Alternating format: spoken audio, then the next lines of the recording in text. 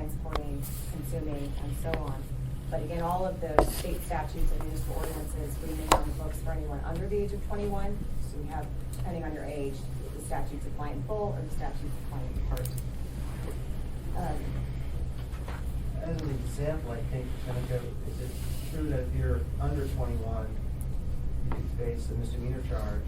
If you're over 21, you can face an auto citation. Correct, if you're consuming marijuana. Right, so you have this weird situation where somebody who's under 21 faces a substantially higher penalty than somebody over 21. SB 30 was hopefully going to try to fix that. Now that's not fixed, so you're going to have some weird situations where people are going to feel like they're unfairly being punished. Sure. There are some specific behavior legalized by the ballot measure that is not covered by statute. For example, you can possess all of the marijuana produced by the plants in the location where the plants were grown. And that's just the plain language of the ordinance, or excuse me, the plain language of the ballot measure, which is not regulated by any particular prohibition in the criminal code. Some considerations for the Assembly as we move forward, things that I think you might want to consider looking at to try and create clarity for the citizens given this environment, would be restrictions on possession of marijuana in vehicles. That is not regulated on the marijuana side in any place, but it is certainly regulated as far as alcohol. The idea you can't have an open container of alcohol in your vehicle. Whether the Assembly would like to see a limitation on the total number of plants in a residence. So the ballot measure allows 6 plants per person, but it's silent as to a particular residence. So if you have 6 people living in a residence, can we have 36 plants, or is the Assembly going to say that a different number is appropriate?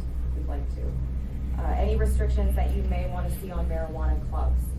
That was part of one of the bills in the legislature that has not made it out yet. Putting some restrictions on that. And again, that would be a topic of consideration similar to the way we regulate bottle clubs now for alcohol. And then there are 4 behaviors that were criminalized specifically by the ballot measure. They are minor offenses. They are found in sections 1738.030 and 1738.050. And there are requirements that if you're cultivating plants in your home, they have to be out of public view. They must be secured from unauthorized access. The cultivation must be done with the consent of the property owner, and anyone under the age of 21 cannot use a fake ID to gain access to a marijuana establishment. And those are fines up to either $750 or $400, depending on which one it is, specifically laid out in that ballot measure. So we would ask the Assembly to consider passing ordinances to regulate that behavior as prescribed by the mission. Okay. Questions? I've got a couple. Number one, I want to get straight in my mind exactly what the initiative did. I'm sort of under the impression that if the state does not act, it basically defaults to local government. Am I correct in that? As to regulations, yes. Okay. Not, I understand not the statute. And then my question is, I don't know that the governor signed the bill yet, but they have passed a bill to form a marijuana board. And they, of course, then, working with Cynthia Franklin, would write regulations. Can the number of plants in the home be covered under regulation, or does that need to be covered in state statute? To me, that seems to be the one thing that we may have going for us, is that there actually would be a board appointed, and then that board would work with them to draft regulation. I think it's important for the state that we have some overlaying regulations that we're all working under, because if we don't get that, it's going to be kind of like the wild, wild west. If each community ends up deciding we're going to do this and somebody else is going to do that, that it'll be total confusion across the state. So I'm trying to get clear in my mind what's going to fall on our shoulders, because it would appear the state really isn't at this point in time going to do anything unless they come in and do a special session.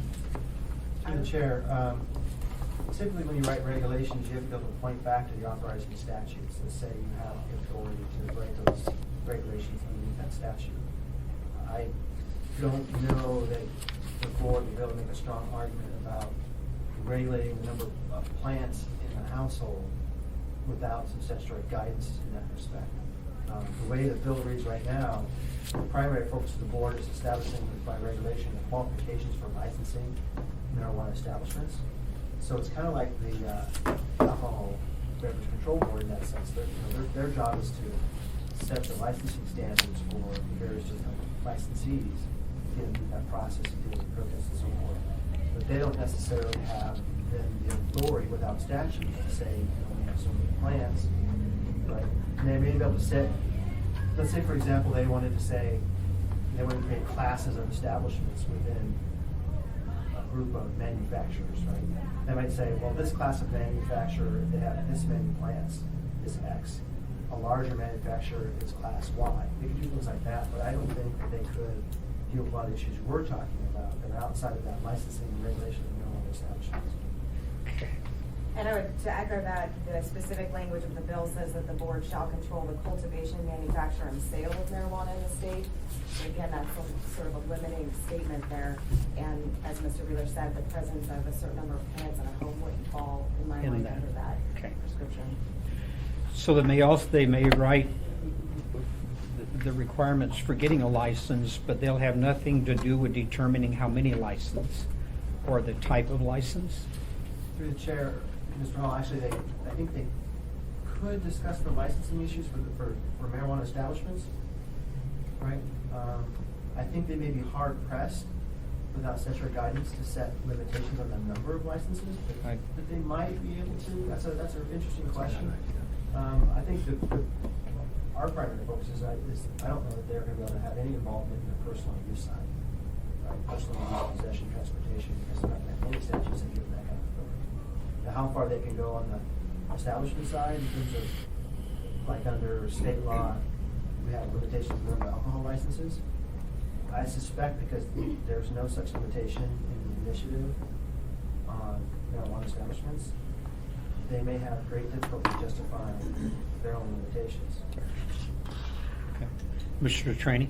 Conditional use process is how we deal with alcohol. Is there any restriction on how we deal with marijuana establishments, conditional use process? There's no, through the chair, Mr. Trainee, there's no limitation in this regarding zoning issues, or land use issues. So we can set up a system to do that? You can create zoning, you can incorporate these establishments into your zoning structure. So places that are zoned for it can have them.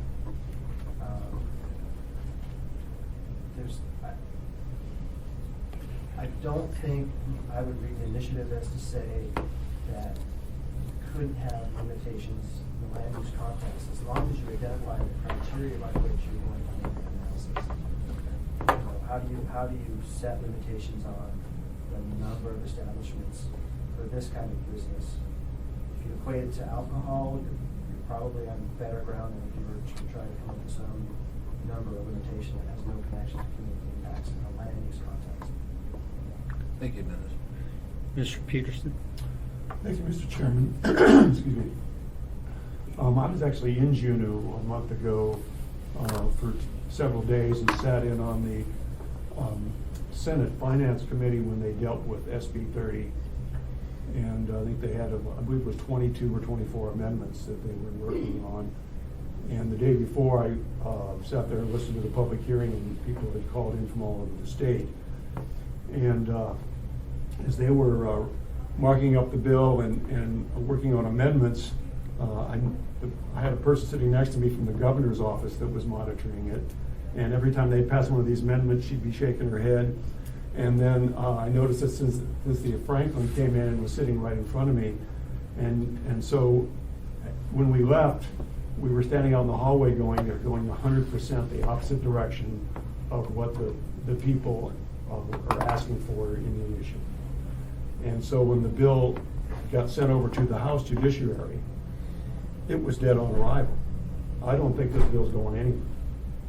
If Gabrielle Badu, who's the chairman of the House Judiciary Committee, if she has her way, they'll totally rewrite it, from what I've heard. So I don't think we should be spending a whole lot of time looking at SB 30, because I don't think that's the vehicle. Mr. Honeman? Well, there's a couple things. And Mr. Peterson and I share some community councils with our district, and I know he knows this, that there are several community councils that are already passing resolutions where they don't want commercializations, marijuana commercialization property out there in their areas. Now, recognizing that there are usually a couple of dozen, maybe 40 or so in an attendance doesn't necessarily give the accurate representation of the vote was taken, but my question goes to how deep does this opt-out provision that was in the ballot initiative, how deep does that go? Does it have to be a citywide opt-out, or can a community say, we don't care about the personal use, but we don't want commercialization in our area of town? And I'm kind of looking at, to not single out anybody, but we've got Chugach Eagle River versus Girdwood, and there's a contrast in people's beliefs, fundamentals, philosophical, and what they may want. So how can we address that with community concerns and be on a legal footing? Can we exempt areas, as you were talking about with zoning? Can we say, this community opted out? Through the chair, Mr. Horman, when we looked at the opt-out, when the Assembly considered this some months ago, we were focusing on opting out of certain categories of marijuana use or marijuana production. Can you say that we want to opt out on retail, or we want to opt out on manufacture? The sense was that you could probably pick categories. You wouldn't necessarily have to be all in or all out. Right. That's a different conversation from can you opt out certain areas of town. What I would say is you have to have some kind of comprehensive land use scheme that identifies zoning districts and zoning criteria, conditional use standards. And when you do that, if that means that a zoning district that meets the criteria exists in Eagle River, then it should be allowed in Eagle River. I don't know that you can simply say Eagle River's off the table unless you can identify in the land use context exactly why Eagle River is not a good place for whether it's manufacturing or production or retail sale. Particularly with respect to retail sale, if it's going to be allowed, I think you're going to have a hard time saying you couldn't have it in Eagle River, or you couldn't have it in River unless you can identify why the land use context or public safety context absolutely not good. Now, if it comes to be that Girdwood has no police service and you have a retail store that deals all in cash and you're concerned about a public safety aspect, if you develop a factual record that supports that, then you're fine. But I don't think a neighborhood saying we don't want it will get you there. I think you would face some equal protection problems or some constitutional problems with respect to saying we couldn't do it in that area. Ms. Tucker? I was wondering, in other municipal jurisdictions, I don't know if it's any within Alaska, but in other municipal jurisdictions, alcohol and land use is done a little bit differently because the districts are zoned a little bit differently, so that local governing bodies will say that all of the bars or all of the topless bars, or they'll pick a category of thing can only go in over here or over here. And it seemed when I was in Washington that there were areas of Tacoma that were designated, somewhat similarly to the way Anchorage does for warehousing or industrial space. That not every place, not every area has that. And so I know in alcohol, it's done a bit differently. Do you think that we have to stick to the same land use, conceptual concept that we have about alcohol, where certain districts allow bars? I mean, in the sense that in every district that allows a bar, if there is going to be retail marijuana, would all of those districts, to keep parity, necessarily need to have the same land use available for marijuana. Through the chair, Ms. Tucker, right now, I would say that the model for marijuana isn't necessarily a bar for alcohol, right? Because right now, we're looking at marijuana not being consumed in a public place. We're really talking about a retail store. So the marijuana retail store may be more like a tobacco shop than it is a bar, because you're not consuming on premise, right? Consuming on premise at a bar, you're worried about Chief is here. people who are intoxicated, may be intoxicated, public safety issues and things like that. So unless and until you can consume in the retail marijuana establishment, you're probably talking about, are they more like tobacco shop? If not, if they're different, then, and identify why they're different, then you can create requirements for that difference and where they're allowed to go. If marijuana clubs are an issue, then those might be closer to your bar model than 70%. Those maybe need to be treated more like bars. I will just take a moment to make note that we've been joined at 4:20 by Chief Mew.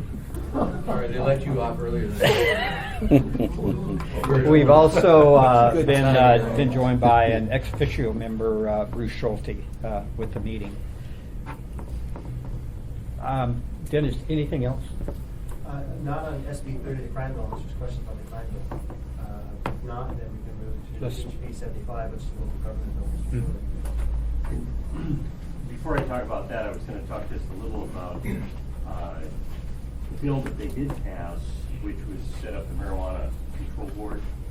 And I provided two handouts. One is basically in the form of a news release. It's from Alcohol Control Board staff, and that's a short one. And then the actual bill. So both houses passed that. The governor has not yet signed it. It is considered the governor's bill, so I would expect that he would sign it. The email handout, probably the thing to take notice of there, and we talked about it, but is what they see as the timeline. Again, this is, really Cindy Franklin, who's the executive director of the ABC board, and will become then executive director for the marijuana control board. But the licenses would be issued by May 24th. And so I would expect if that happens, then you're not going to see any actual retail stores until summer of 2016.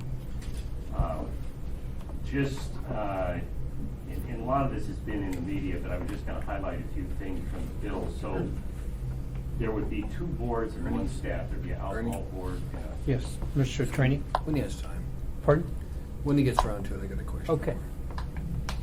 there'd be an alcohol board and a marijuana board with one staff and one executive director for both boards. On page 2 of the bill, one of the things that occurred to me, it says the board members are appointed by the governor and confirmed by a majority of the members of the legislature in joint session. There's kind of a timing issue there. I don't know if they would bring them back to a special session just to appoint members, because otherwise they're not meeting until next January, which is pretty far into the game, because they're going to be wanting to be actively involved before writing all the regulations.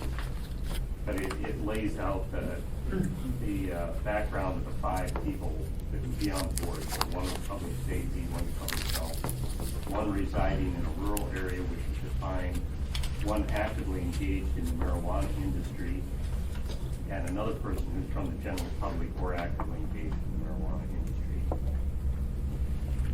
They have 3 years terms. On page 4, there's a long list of the powers and duties of the board. And that's really it in summary. One of the things that, Seneca and I talked about a little bit that concerned us a little at the bottom of page 5, section 4, and it talks about a marijuana establishment may not be registered if a person who is an owner, officer, or agent of a marijuana establishment has been convicted of a felony, which is understandable, but then the subsection says either less than 5 years have elapsed from the conviction or they're currently on probation. what that means is if it's been more than 5 years and they're off probation or parole, you could have somebody who is kind of felony convicted be running an establishment under this. So that's kind of it in brief summary. Before I talk about House Bill 75, do you have a question, Mr. Craig? Todd, when will they start accepting applications? According to, they really can't until they get the regulations done. So it looks like with March 26th being the tentative effective date of regulations, it says February 24th they start accepting applications. I'm talking about for Back people on the in board, 40 Todd. days. I'm talking for people on the marijuana control board. Oh, I'm When will sorry. the state start accepting Yes, those? through the chair, this provides actually an email address. People can February start 24th. sending in, they don't have an application form, but it looks like they can, it says they can submit a resume to the Alaska Office of Boards and Commissions and provide an email address. Is that an email from somebody that wanted to do this, wanted to know where and when they can put in for it? Yeah, it's in the second paragraph of this email, and I have extra copies here. Okay, thank you. Thanks, Mr. Chairman. Yes. And through the chair on House Bill 75, and Seneca's touched on some of this, this was the local government bill essentially. And as we talked about before, well, Mr. Wheeler, I know he's testified a lot. I testified once. Many municipal attorneys around the state testified and other municipal officials. And the overall focus was maximum local control. And in many ways, as written, it was going to do that. One of the issues that was concerning was the plant limit, and I think we talked about this at the last meeting, but there was an effort, some to have a 24 plant limit. Generally, I think the municipalities are more in support of a 12 plant limit. Again, this is personal use on a household basis.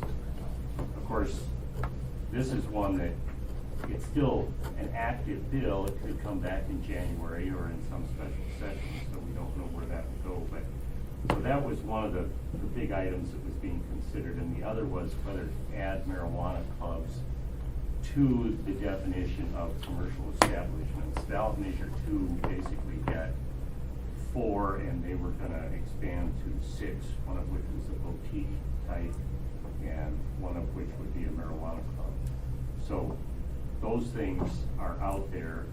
I don't really have any inside track as to what might happen with House Bill 75, but as I say, it's up for consideration whenever they come back into session. Okay. Thank you. Anything else, Todd? That's all I have. Okay. I'm gonna, Mr. yeah. Chairman, sorry. We have to go over this. She did. Yeah, right. Okay. We're going to circle back to you in a moment. I'm going to keep my eye on the clock. We're due to wrap up at 5, and this is a perfect segue into Erica McConnell with our planning and permitting and zoning.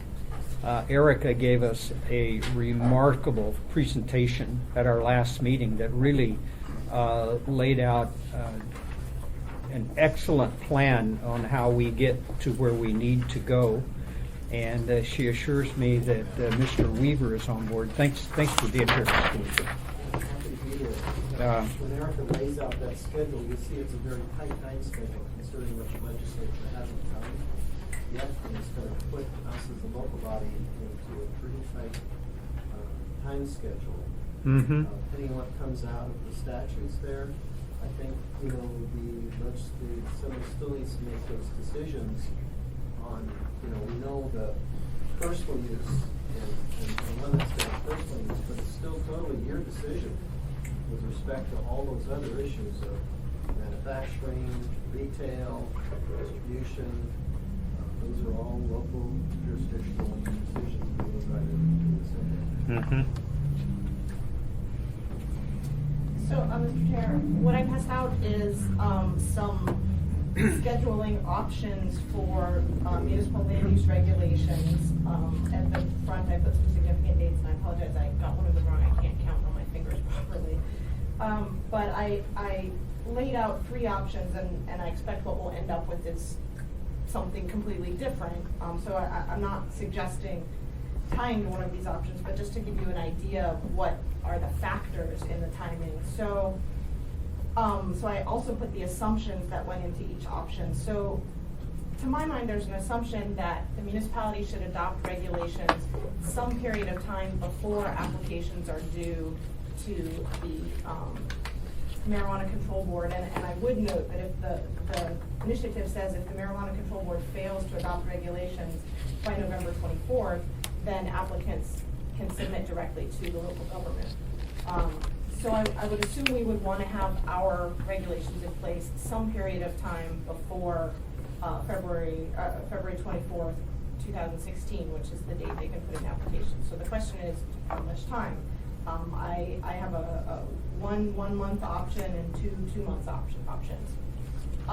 The next question would be, how many meetings does the assembly expect to have on this issue? How many hearings do you expect to schedule? 1, 2, 3, 5, that's gonna play in. Working back from that, Planning and Zoning Commission, how many meetings will they hold? And then working back from that, once we know when we want to schedule it at P&Z, how much time before that do we want to release a draft to be available for the public to review? We are required to release it 21 days in advance. 21 days is not very much time, so if we want to give the public more time, that's more than 21 days. So option one is the fastest it could possibly be done, which I do not think is realistic, but there it is. That the assembly adoption, the assumptions would be that the regulations would be adopted 1 month before applicants can submit their applications, that the assembly and the Planning and Zoning Commission would each take one meeting to deal with their what they do, and that the draft ordinance would be available to the public for only 21 days before it's scheduled at P&Z.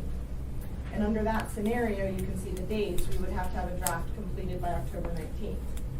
If you go down to option number 3, which I think is more realistic from a processing standpoint in terms of what the boards and commission or Planning and Zoning Commission will do, what the assembly might want to do, being respectful to the public and giving them plenty of time to review.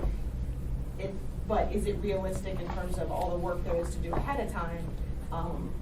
But anyway, the assumptions there are the regulations would be adopted 2 months before applicants could submit their applications, that the assembly would use 3 successive meetings to review, that the Planning and Zoning Commission would use 2 successive meetings to review and have hearings, and that the draft ordinance would be available to the public for 2 months before it's scheduled for the first Planning and Zoning Commission hearing. And that would mean a draft being finalized by July 29th. So, We're extremely fortunate, and we have in attendance with us our chairman. And it would, just off the top of my head, Mr. Trainee, as much as a chair hates to hear this particular thing, it would appear to me that in order to be able to do what it looks like we're going to be tasked with doing, we may have to have some special assembly meetings We just can have to. special assembly meetings. Years Right. ago, before anybody else said their meeting was here, we used to meet 4 times a month. We now meet twice a month. We're very capable of just increasing it. I was Because hoping I to wanna get move this to done. once, but I think we're going to have to. We've got the time frame there. We can build it into Okay. it, is what I'm telling you. And also, in a discussion here, it seems to me that with what you've charged the committee with, that we need to make a decision here on, and I would say we go with a realistic schedule, but I think we need to give direction to both departments, legal and our planning department, to proceed full speed ahead to begin drafting stuff for us to take a look at. And if that requires us doing more than 1 meeting a month with this committee, we're ready to do that, because we're at the point of having to roll our sleeves up and go to work to get ready to deal with what we're going to need to do.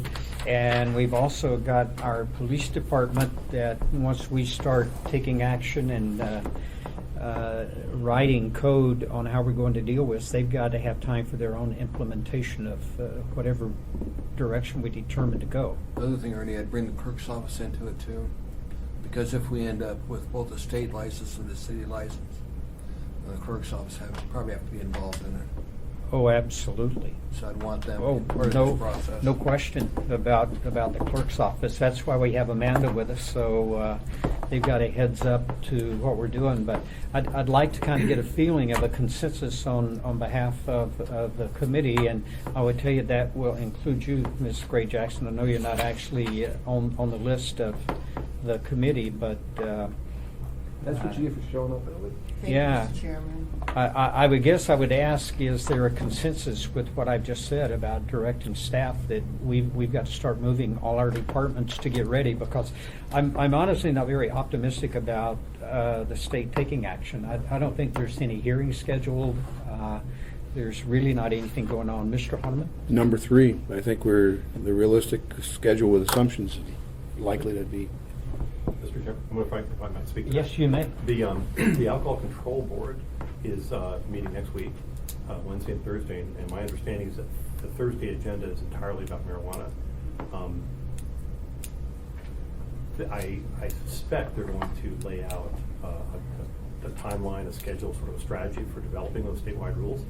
And given that the governor has not yet signed Senate Bill 123, realistically, it's probably going to be late May, maybe into June before that marijuana control board is in place. I'd like to suggest that perhaps July 29th is a little bit soon to have a draft of the local ordinance because it won't yet be able to take advantage of the work product of the marijuana control board.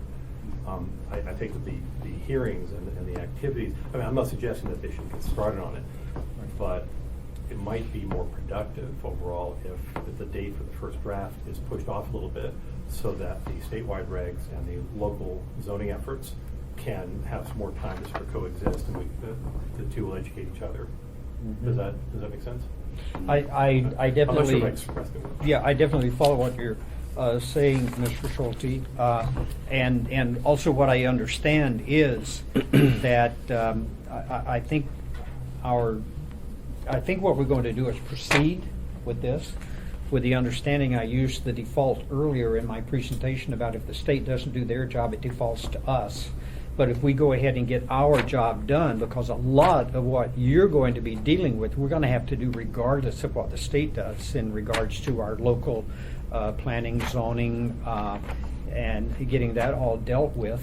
And our legal department is going to be in the same position. So I think what we will do is go ahead and proceed, kind of damn the torpedoes, full speed ahead. And depending on what the outcome is, and we may have to default. But also with any of this, what we were all looking for was basically the basics from the state, because every community has the ability to go beyond the state requirement if that's the desire. But the direction from the chair to me and this committee was, this is the will of the people, this is legal, and we've got to be prepared to deal with it. Mr. Holzer, whatever supports you need as far as equipment, supplies, we're more than happy to get it to you. Okay. Very good. Well, I think we got a consensus that that's what we're going to do. We're looking at option 3, Ms. McConnell, Mr. Wheeler, and we'll proceed. And like I say, if we get something from the state, then we can default back and determine what we want to do at that point in time. But we need to be ready locally to deal with this when this comes before us. I agree. So, I'm going to stop where we're at with that, and everybody's sort of got marching orders on where we go from here. I do want to go back to the agenda and give the police department a chance. Lieutenant Case, anything that you want to share with us? Chief shared some information with us in a meeting across the street, but right now, as far as the police department is concerned, we're certainly we're concerned about some of the regulations as they relate to juveniles and how we're going to ensure that we don't have juvenile use increase, as well as how we're going to enforce and educate juveniles. We've also been contacted by the guard as well and they had some concerns with obviously the availability that's going to increase for soldiers and airmen and women. And working with them to try to figure out how we're going to assist them in controlling access on and off base. One thing we're gonna need to do, from my perspective, is make sure that the military understands UCMJ hasn't changed. And they're subject to UCMJ and the regulations that pertain to using these type of drugs. He's talking state guard, though. No, I know, but the state guard's gonna have their own UCMJ, they're working on it now. But for those guard members that have 10 active duty, it's a little bit different. They're still subject to UCMJ. I'm just saying, if we use a command structure to reinforce, even though it's legal for citizens to use it, civilians, not the military. Thank you. Chief New? I should tell you that we just captured the guy, the rapist, kidnapper. Congratulations, Chief. Yeah. Very good. It's good to hear. Anything else, Lieutenant Case? Okay. Chief Mew, you shared some information with us at the Visit Anchorage meeting that was kind of eye-opening to me in the amount of marijuana and hashish oil and et cetera that the police department had confiscated the first part of the year. Could you share that with the body? That was surprising to me, and you say it was unusual in the Well, amount. It's not something that we had seen until recently, but we're starting to see a lot of it. And I was reporting not about the marijuana issue, but about just the results of the task force that we created after the spate of shootings in January. And I was discussing with that group across the street what the task force had done, the number of arrests and weapons recovered, and so forth.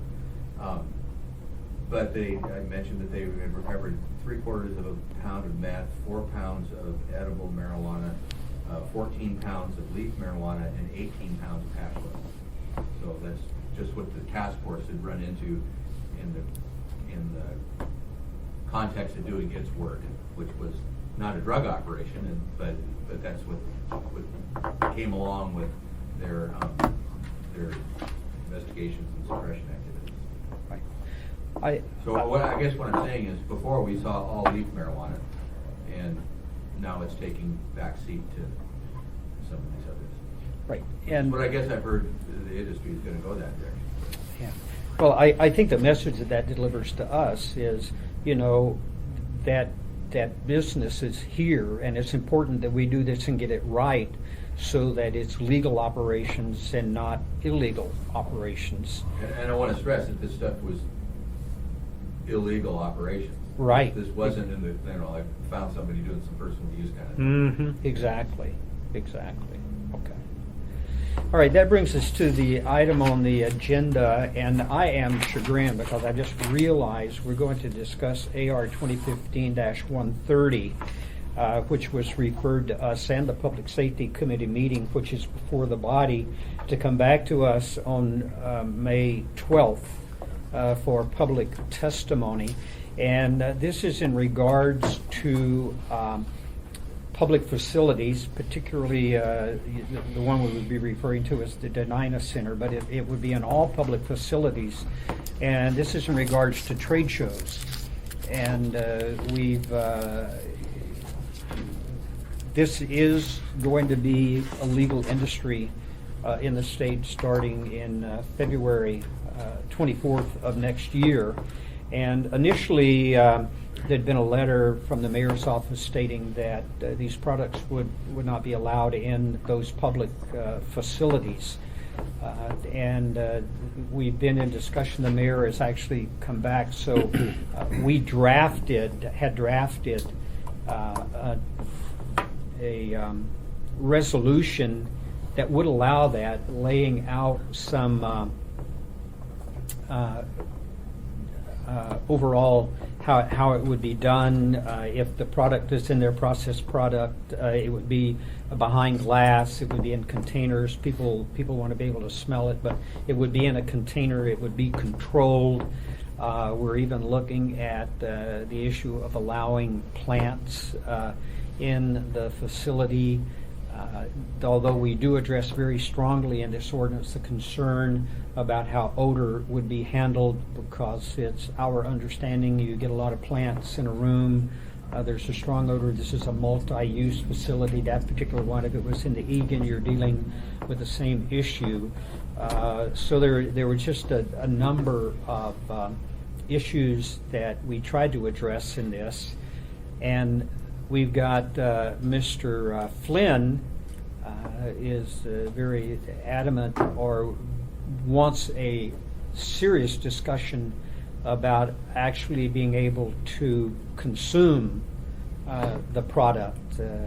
His thought is that it would be out on the patio on the third floor, and a tent would be put up if that was allowed. And we've got a number of varying opinions on that. So, Mr. Honeman?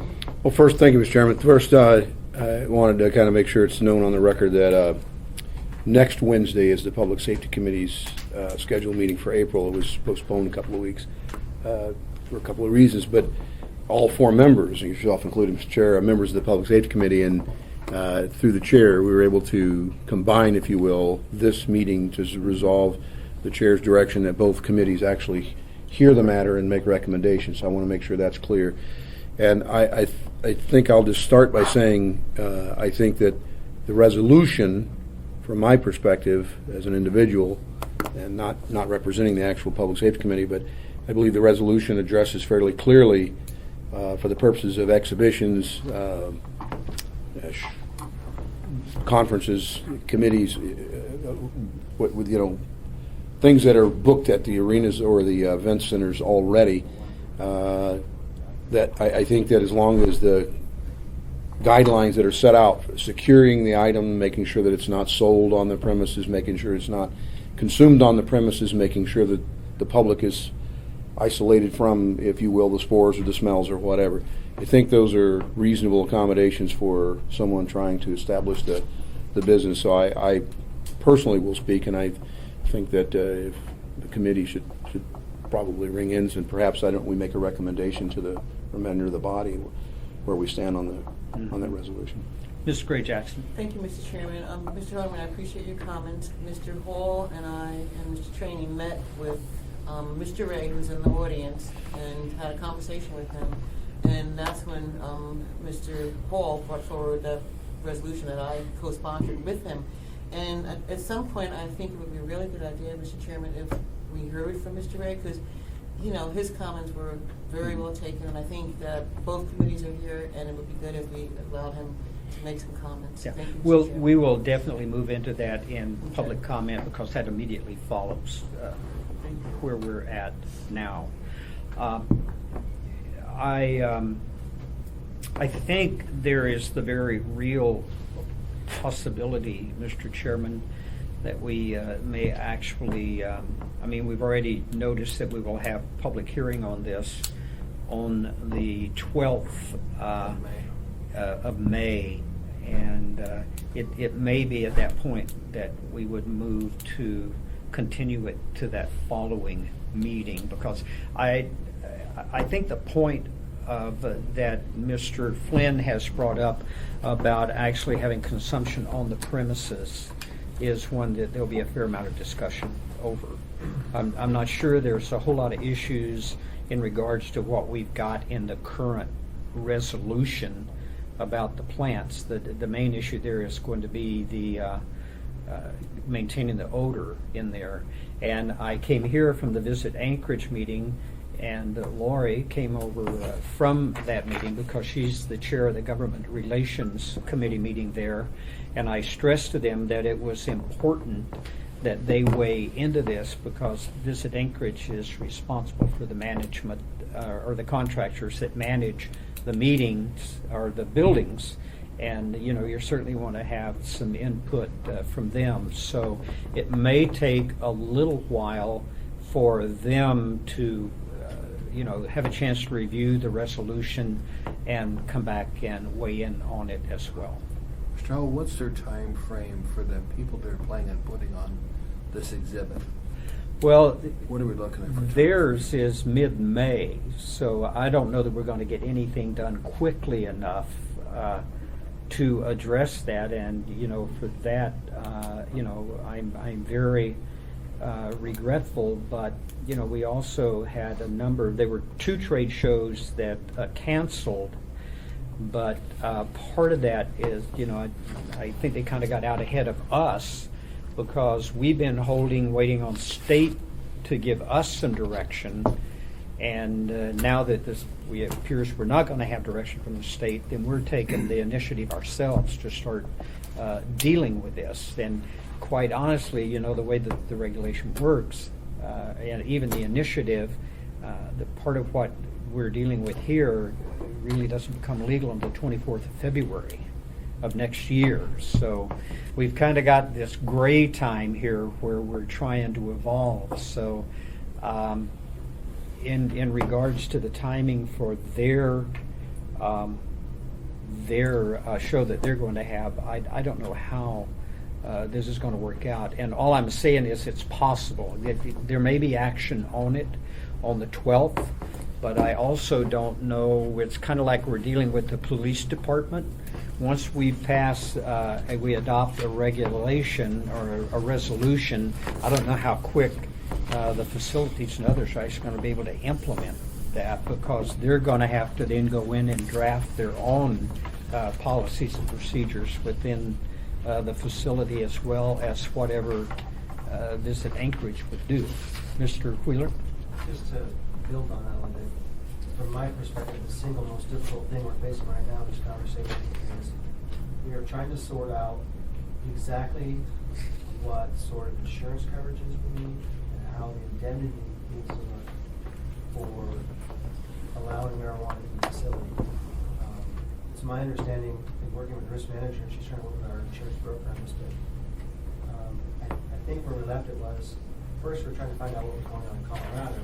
It sounds like a lot of places simply don't allow it in the convention center, which surprised me. But it seems to me that what she's learning is there is not a clear, specific endorsement or expression of coverage for marijuana in these facilities. And that's going to be problematic, because if we're not sure we have coverage, then Visit Anchorage, who's underneath us, may have issues, and SMG underneath them may have issues, until we're clear on what the exposure is, because we want to make sure that we're covered. Because the way we have it set up is they have an obligation to indemnify and defend us in chain. So we've got to sort that out. Specifically, and most concerning would be on the consumption side, if that's where the assembly wants to go. Keep in mind that we're being sued right now by the estate of the guy who fell off the escalator for overconsumption. And luckily, we have indemnity provisions in insurance that cover the use of alcohol. And so we've got the corporate structures underneath us, including Visit Anchorage and SMG, stepping up to defend us, right?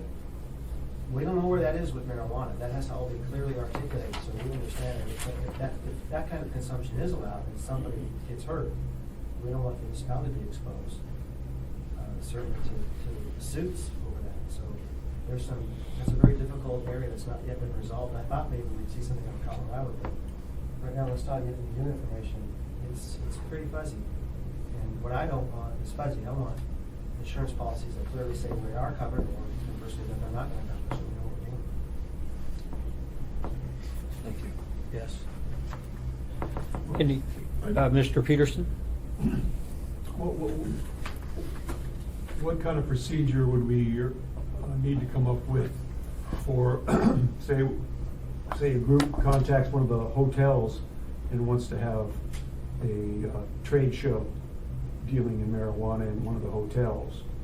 And it wouldn't be on municipal property, so we wouldn't have any liability.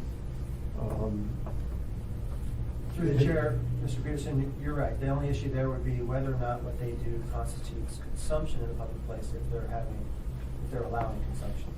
If it's just a display and that sort of thing, then it's not problematic. Other than whether or not there's some licensing requirement that I don't know that they would fall into. I don't know if that sort of scenario would fall into the definition of a sort of a retail establishment. Right now we can say that it would, but that would be kind of them not selling it, just displaying, right? That's fine, but what we're talking about is whether or not there's anything allowed in PDC. Right. Well, I'm just thinking that if the muni decides that we think we've got too much liability and that we don't want to host, allow these events to take place in our facilities, then they're probably going to be contacting the private hotels next. And so we might need to be prepared for that. Mr. Holman? I would say that as we're getting time is short, I wouldn't mind hearing from the gentleman who's Yeah. made the request. I'm going to move there. So we're at audience participation. You'd like to speak? Yeah. Come- Ray. Yeah, come on up. With the tender as well. You've got, we allow 3 minutes when we do this, so, okay? Kendra is helping me promote as well.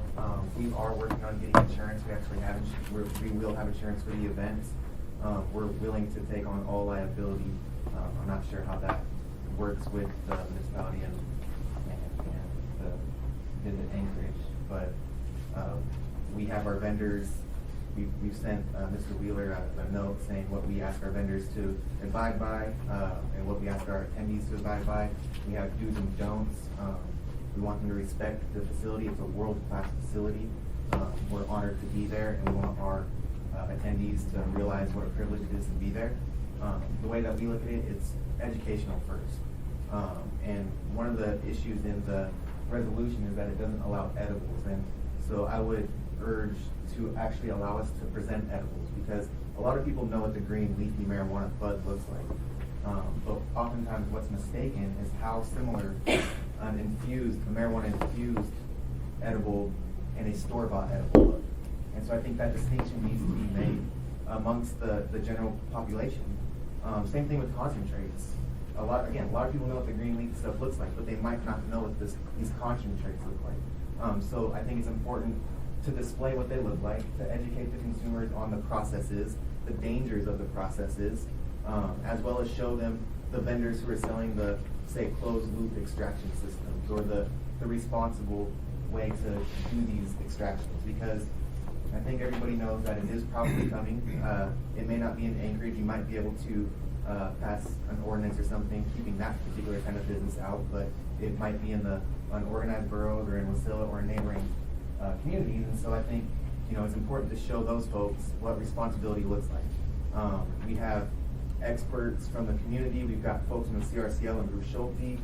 We've got folks from around the country who are well known coming here to share their knowledge, not just on responsible self-regulation on the business side, but also responsible growing, organic, having a small impact on using green technology and stuff like that. So it's a holistic trade fair. Consumption's a small part of it. Obviously, as a promoter, we would like that.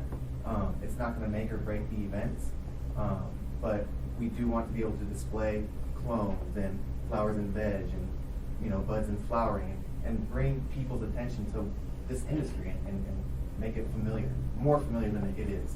It's probably going to be a growth industry here in the state over the next 10 years. And so this is an opportunity for people to learn about opportunities and learn about the industry needs to do a lot of self-regulation. So that's important, and it's important folks like Bruce Schulte get ahead of that and say, hey, look, law can only do so much. The police, task's got a lot of responsibility. In order for this to work, the industry has to self-regulate. And so we have a lot of people championing that message as well. Okay, thank you. Any questions? Ms. Gray-Jackson? Thank you, Mr. Chairman. What is your event schedule? It's scheduled in Tenina for May 15, 16, and 17. So May 15 is where the vendors are setting up, and then 16 and 17 is when it's open to the public. From 12 p.m. to 8 p.m. We've got local bands playing live music as well, and on Sunday it commences at 6 p.m. in the afternoon. Mr. Horniman? There's some, in this resolution, have you reviewed the resolution as it's stated? What was that? Have you seen the resolution and the language that's in there, that what restrictions would be in there?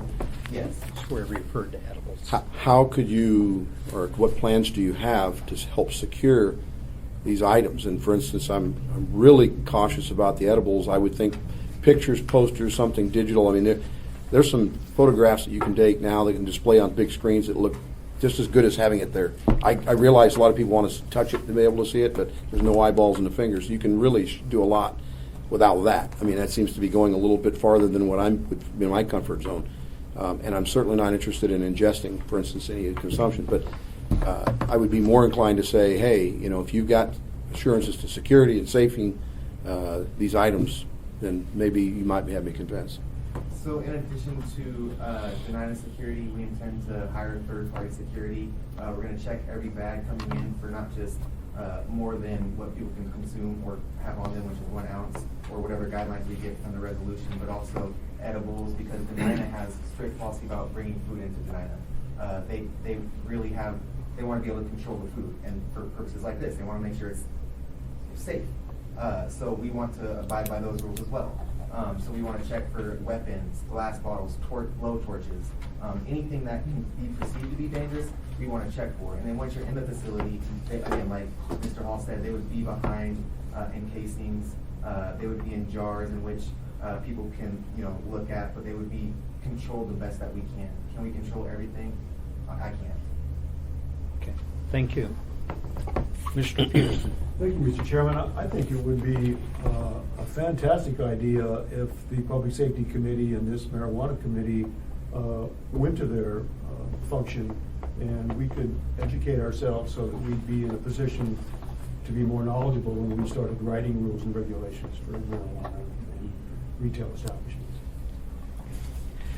I don't want to be disheartened to you at all, but the probability of us doing something quickly enough to help you, if there's anything that you get a takeaway on this, is you're the catalyst that caused us to get to the point where we are. And I know that's not a whole lot of consolation to you. I understand, but I think Mr. Wheeler would be very quick to point out to you, I don't think you can buy any insurance that would make us free of liability when it's within our facility. So there's a lot of work that we've got to do. I think we've got a great start, and we're definitely going to keep moving it. But as I say, Mr. Trainee, with what I heard at Visit Anchorage and others, there's just a number of players that need to be a part of this. So we'll work it out. But thank you for being here very, very much. Anything else? Chairman, may I just Yes. ask a question? Yes. This, I confess, this is my first opportunity to read the ordinance. I totally understand all of Mr. Wheeler's comments about insurance.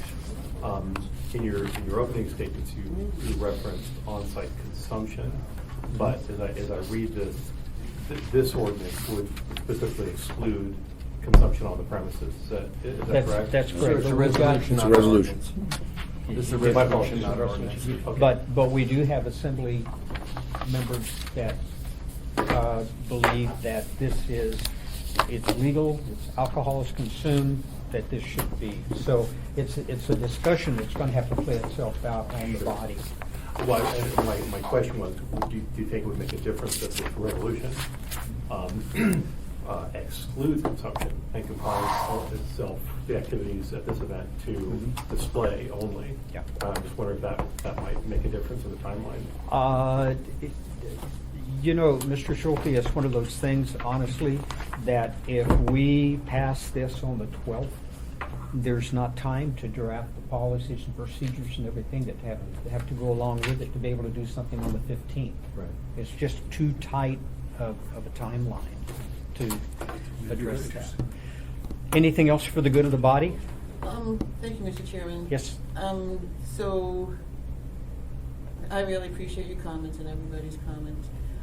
But, so you think, and I'd like to hear from our attorney too, because he's been working with Mr. Ray and his wife, that there is no, and I don't think their big concern is consumption.